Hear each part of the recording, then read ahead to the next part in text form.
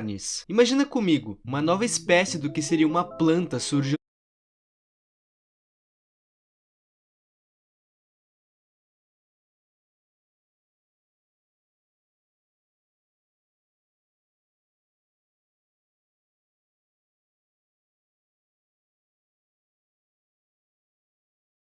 Vitacarnes. Imagina comigo, uma nova espécie do que seria uma planta surgiu no planeta. Essa nova planta é diferente das outras. É tido pela ciência que sim, a vegetação que a gente conhece no planeta Terra é viva. Só que essa aqui tem consciência e até mesmo vasos sanguíneos. Isso seria ruim? Eu acho que não, a menos que...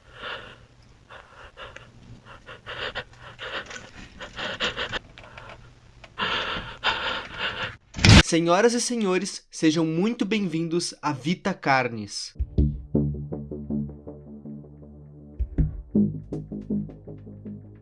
Vitacarnes é uma série que conta uma história de um mundo chamado Planeta Terra. Assim como em qualquer outra série que a gente já tenha visto aqui, esse mundo tenta se passar pelo nosso. Mas qual peculiaridade que ele carrega dessa vez? Um vírus mortal que faz geral rir? Criaturas que se passam pela gente? Uma organização que contém experimentos bizarros? Não. Esse aqui contém pequenas criaturinhas lindas. Parece uma tartaruga do avesso. Meus amigos, esse é o mundo de Vitacarnes. Em 1930, uma nova espécie surgiu. E como ninguém sabia como tratar essa nova espécie, uma área da ciência meio que foi criada somente para estudar essas coisas. A chamada National Living Meat Research. Essas criaturas são compostas basicamente pelo que todas as outras são, exceto por pele. Elas não têm pele, por isso que parecem que estão do avesso. Essa série de vídeos que a gente está assistindo é como um diário de pesquisa da National Living Meat Research. E aqui eles tentam explicar a origem dessas coisas, mas eu já adianto que não tem uma resposta concreta. Essas criaturas podem surgir em qualquer lugar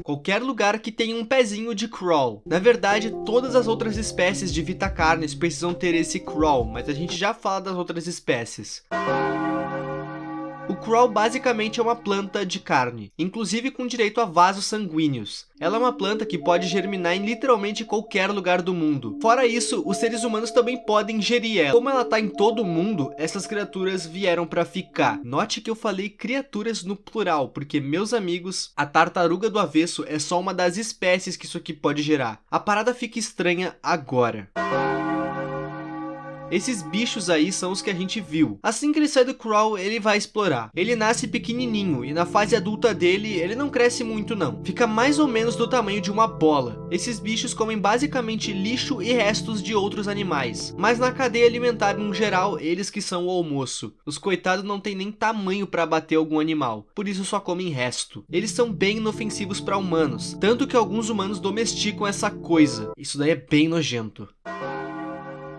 A cobra de carne é bem o que o nome sugere, é uma cobra de carne, que lembra bastante um piolho de cobra, só que enorme. Quer dizer, enorme depois de adulta, porque quando isso aqui é recém sai do crawl, ele é quase do tamanho de uma moeda. Por mais que essas criaturas sejam maiores e capazes de abater outros animais, isso daqui também só come restos de outros animais. Quando ela enfim consegue se alimentar, ela vai digerir, mas de uma forma que conserva os ossos e a carne, seja lá do que ela comeu. Porque são os ossos e a carne que vão fazer ela ficar maior. Quanto mais ela come, mais ela cresce. Mas elas não são agressivas. Na verdade, elas são tão inofensivas quanto o trimming. E os humanos também domesticam essa coisa aí, no intuito de manter tudo limpo. Esquece os funerais ou animais mortos na pista. Os humanos ensinam essas coisas a comerem esses restos para manter tudo limpo. Agora a gente chegou na parte perigosa. Sim, o trimming obviamente não é perigoso, e a cobra de carne também não é perigosa, ela é amiga. Brother, eu diria. Bom, deem olá aos... Os mímicos são criaturas humanoides, que assim como os outros, nascem pequenos, mas meus amigos, isso aqui pode ter a altura de um humano comum, ou até ser maior que um. Durante a sua fase pequena, ele come animais da mesma estatura que ele, mas conforme ele cresce, o cardápio cresce junto, tornando na sua fase adulta o seu prato preferido, os humanos. A pira é que esse bicho é inteligente, ele pode entrar dentro da tua casa e se esconder nas tuas roupas ou móveis, tudo pra te atacar de surpresa e garantir a janta, eu acho. A coisa fica pior ainda com o fato de que quanto mais eles comem carne humana, mais parecido com o humano eles ficam, conseguindo assim se esconder na sociedade. A forma mais comum dele atacar é quando a pessoa tá dormindo, mas se a pessoa estiver acordada, ele vai fazer barulhos para chamar a atenção dela e confundir a mesma. Mesmo depois dele ter ingerido muita carne humana e assim ter obtido uma aparência de um humano, dá pra notar que não é um humano. Quer dizer, é um humano bem diferente. As instruções pra fugir disso aqui são bem simples. Corre e se esconde, e reza. Fora essa metamorfose dele, em que ele se transforma num semi-humano, existe outro tipo de mímico, uma outra metamorfose, o mímico ancião. Nesse estágio, ele deixa de ter a aparência que tenta imitar um humano e passa a ter um corpo escuro e a cara dele fica parecendo a do Puppet do FNAF. Os dentes que antes ficavam bem à mostra no rosto dele, agora ficam escondidos no fundo da garganta. E esse é um dos predadores mais perigosos do planeta. O Harvester tá mais pra armadilha do que pra predador, e vocês já vão entender do que eu tô falando. A diferença dessa coisa aqui pros outros é que isso aqui não saiu de um crawl, ele é um crawl. Só que é um crawl que cresceu de forma anormal. Ele cresceu tanto que virou isso aí. Depois de crescido, ele consome a energia do crawl original e cria meio que umas raízes em volta do solo. Essas raízes ficam à mostra e possuem pequenos dentes. E, bom, meus amigos, torçam pra vocês não pisarem nisso aqui. Esses dentes são como espinhos venenosos. Eles literalmente são isso. Cada dente solta um veneno diferente, sendo um paralisante e o outro um anticoagulante. O veneno paralisante vai te paralisar, como o próprio nome sugere, e o anticoagulante vai te fazer sangrar até a morte. O foco dessa coisa não é humanos, são animais grandes. Não é como se ele fosse rejeitar humanos, mas não é o foco dele. Qualquer coisa que pisar ali é lucro. Ele vai se alimentar do sangue do animal. O corpo entra para dentro do solo e também é ingerido pelo Harvester. O que sobrar acaba adubando o local, criando uma linda vegetação na área que camufla mais ainda os espinhos dessa coisa. Animais menores não são atacados pelo Harvester, porque um coelhinho tem poucos nutrientes, mas um lobo que vai tentar abater o coelho tem bem mais nutrientes. O Harvester deixa animais menores vivos para eles serem uma isca viva. O coelho é uma isca e o Harvester poupa a vida dele. Agora vocês entenderam por que o Harvester é uma armadilha, e assim como os mímicos, essa coisa é pensante.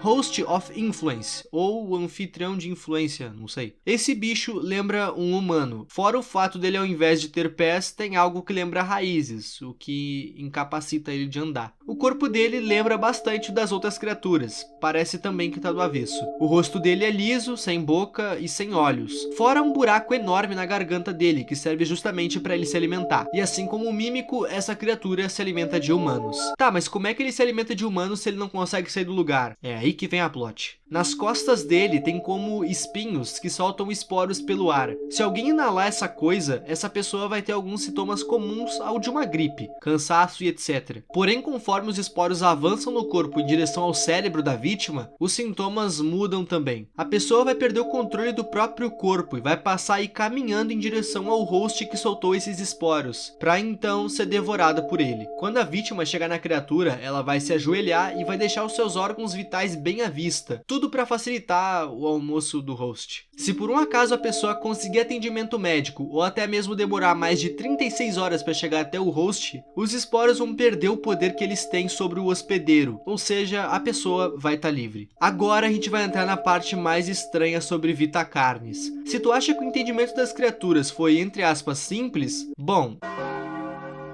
Monolith é uma criatura que surgiu uns anos à frente do resto das outras. Enquanto a maioria foi descoberta em 1930, esses foram vistos só em 1972. Foram encontrados apenas 7 criaturas. E, bom, eles são muito grandes. Essas criaturas ficam em um círculo e não se movem. A humanidade já tentou várias vezes contato com essas coisas, e todas essas tentativas foram hostis, tanto pela parte dos humanos querendo atacar essas coisas, quanto pelo lado das criaturas, se defendendo de forma agressiva. É dito que essas criaturas já foram hostis no passado, mas que agora são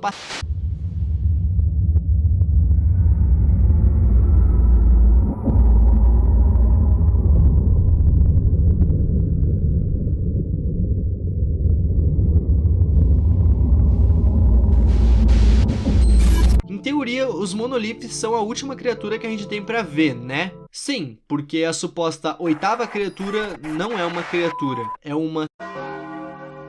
Se vocês prestarem atenção, a gente estava indo num papo de biologia que fazia sentido. Criaturas que tinham uma origem, uma forma de atacar, eram basicamente novos predadores. Faz sentido. De repente a gente tá falando de coisas e seres cósmicos e uma literal esfera voadora chamada de singularidade. A gente sabe literalmente quase nada disso. O que se sabe é que ela tem em torno de 1 metro de diâmetro e que ela flutua por conta de uma força invisível, bem como a gravidade. Também é dito que ela emite alguns padrões de sinais fora uma energia própria. Sobre a singularidade, é só isso que a gente sabe até o momento. Existe mais um vídeo intitulado Mensage, e nele a gente pode ver algumas coisas interessantes. O vídeo começa como se fosse explicar o que são os monoliths, até ser interrompido. A gente foi interrompido por um vídeo de uma investigação. Existe uma organização nesse universo. Ela se chama Carcass, no caso é uma sigla. E essa organização foi retalhada pelo governo. Olhando o vídeo, é bem óbvio que isso se trata de uma investigação que tenta ligar todas as pontas soltas dos vídeos em geral. E tem muitas pontas soltas. Muitas pessoas sofreram nas mãos do Vita Carnis, e a polícia e o governo tá acobertando tudo. Eles não querem que ninguém tenha nenhum tipo de conhecimento aprofundado sobre o que são os Vita Carnis e o que eles já fizeram. E bom, lembra da galera da National Living Meat Research? Eles fizeram aqueles vídeos sobre as criaturas na intenção de ser um catálogo sobre elas e como tratar elas. Todos dessa organização estão presos. Por algum motivo, algumas pessoas poderosas nesse universo estão tentando esconder tudo, como se aquelas vidas que sofreram nas mãos dos Vita Carnis não valessem nada. Esse vídeo foi postado há 11 dias e é o último dessa série. Vita Carnis também tem uma história paralela, contada conforme os vídeos se passam, e a gente vai se aprofundar nela agora. Em certo momento do vídeo, a gente pode ver que páginas de um livro aparecem na tela bem rápido, e esse livro conta uma história que até o momento parece ser paralela à história do Vita Carnis. Era uma vez uma família mágica. Essa família constantemente viajava por terra e mar na intenção de descobrir novas terras e novas coisas. Em uma dessas viagens, uma tempestade pegou a família de surpresa, e naquele mexe-mexe de onda vai, onda vem, o filho da família acabou sendo jogado barco afora. Na página seguinte é mostrado que o moleque sobreviveu. Depois de muito nadar, ele acabou chegando no lugar. Nesse lugar havia uma caverna. Ele entrou dentro da caverna e usou em si um feitiço que ia fazer ele dormir. Ele iria dormir até que ele tivesse totalmente curado. Esse sono demorou muito, milhares de anos para ser mais exato. Falar milhares de anos não é nem um pouco exato. Fora da caverna haviam essas criaturas, que eu apelidei de ancestrais do Daishikawa. Os ancestrais do Daishi estavam passando fome e constantemente saíam para catar o que comer. Em uma dessas buscas, essas criaturas acabaram entrando na caverna em que o menino estava dormindo. As criaturas ficaram se perguntando quem era aquele ser e o que podia ser aquela magia. Elas queriam saber se aquele ser podia trazer comida para eles através daquele poder. Alguns ficaram com medo e se afastaram do ser mágico, mas outros, mesmo sem saber se a pessoa dormindo seria hostil ou não, resolveram ficar por lá e cuidar do menino enquanto ele dormia. E eventualmente, em algum dia, o menino acordou. Quando ele acordou, ele foi convidado pelas criaturas para conhecer a floresta e obviamente pediram ajuda para ele. O menino faz uma demonstração de seu poder e promete ajudar as criaturas. Ele disse que iria voltar para sua casa, mas que depois disso voltaria para as criaturas para retribuir o favor. Bom, aqui acabam os quadros até o momento. E aqui que entram as teorias. E eu vou contar a minha teoria. Os Vita Carnis é literalmente uma vegetação de carne que evoluiu para seres ambulantes e na maioria das vezes inofensivos. Se vocês olharem bem na página em que é mostrado o menino fazendo a tal demonstração de magia, essa magia lembra muito o Crawl. Pensem comigo, uma ótima solução para a fome seria multiplicar a comida em todo lugar do planeta. E qual a forma mais eficaz de se fazer isso sem ser transformar a vegetação em carne? Lá no começo do vídeo eu citei que o Crawl, a planta principal, pode ser ingerida pelos humanos. A minha teoria seria que o menino eventualmente acabou voltando para aquelas criaturas, e nessa volta ele teria criado um novo tipo de vegetação, uma vegetação comestível que pudesse germinar em qualquer lugar do planeta, com a intenção de acabar com a fome daquelas criaturas. E nisso ele acabou criando o que a gente conhece como Vita Carnis, ou melhor, o Crawl. Mas assim como qualquer coisa viva, o Crawl evoluiu, e é aí que começa o problema.